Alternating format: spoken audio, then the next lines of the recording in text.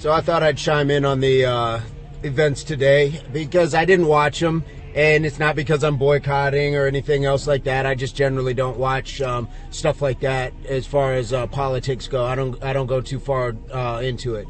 But I will say this. It's funny how the three simple words, "not my president," are now a problematic, form of thought. When we'd seen this over the last 8 years, and probably even before that, but it was really in place with President Obama. And so to say it now, and now people are up in arms, all I can say is, if you weren't policing people over the last 8 years, don't start policing people now, because it smacks of hypocrisy all of a sudden. That now we want to get along when things are going a particular way, but we weren't willing to play ball when it wasn't the way we wanted things. So there is that to be said. There's also, when I talk about, boycotting, it kind of spins into the protesting or just saying "not my president." Okay, just saying "not my president" doesn't make him not the president. But that's still a lot better than what we'd heard the president called President Obama over the last 8 years. There's some terrible things that had nothing to do with politics, and we all know that to be true, that were said about the man and his family.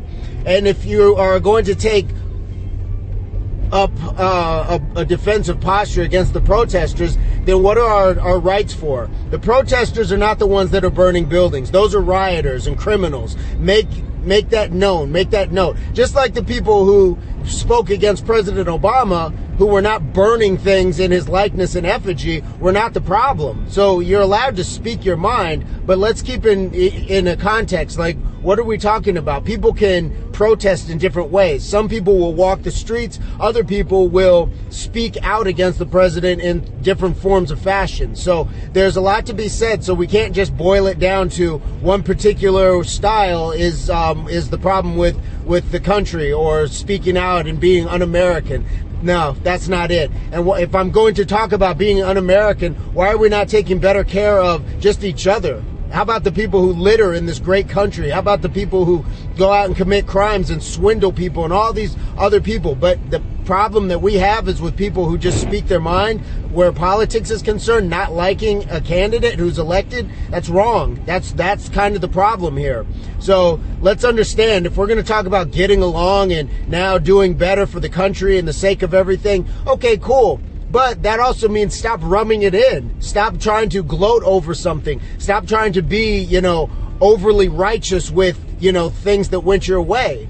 And that goes for any direction. I say that to the last 8 years too, because I saw a lot of people who were simply celebrating President Obama for all the wrong reasons, and it was rubbing people the wrong way. The same way we're seeing people now just over bloviating and glorifying, Donald Trump, when really they're not backing him so much as it's just, a finger in the eye to everybody else who did not want him to be president. So there's a lot to be said where that's concerned. So let's keep it in mind, keep it in check, and let's start acting like, the great country that we're supposed to be. And that is built upon the actions of the citizens. That is backed upon the notions of how we're supposed to treat each other and unify. So it's just my 2 cents. Hopefully it reaches everybody in a good place. But understand, everybody's rights are equal, so everybody's allowed to say what they feel. And as long as we're not actually doing destructive property damage or actually plotting to hurt somebody, then we're all well within our rights. Guys, let's all do better. Peace, love, unity, solidarity. Have a great one.